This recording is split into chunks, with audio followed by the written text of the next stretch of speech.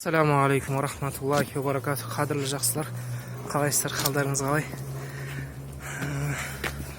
Мінекей бүгін мен Медеудің төбесіне басқышпен көтерілген жоқпын. Мен тұрған басқышсыз жыланды жол деп өзім ат қойып алдым. Жылан сияқты да, бүйтіп ирелең деген. Солмен көтерілдім. Оңай емес екен, басқыш сияқты. Басқыштың да өзінің күрделілігі бар. Сондықтан жаңа нәрселерді көріп жатырмыз. Қалай, Раке?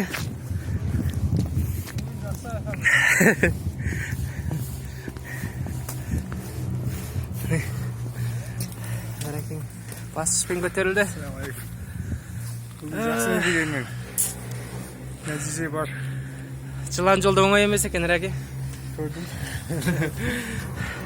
Жүгіру бұлай тұрсын, жүрудің өзі кәдімгідей күрделі болып кетті бар ғой. Белге түседі екен, неге екен белгісіз, салмақ белге түседі.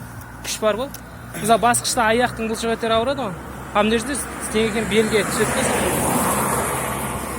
Жескі. Мүмкін.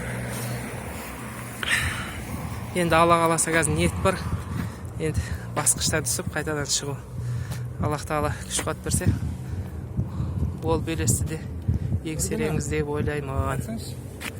Бір күні Алла қаласа анау канаттармен былай жүреміз.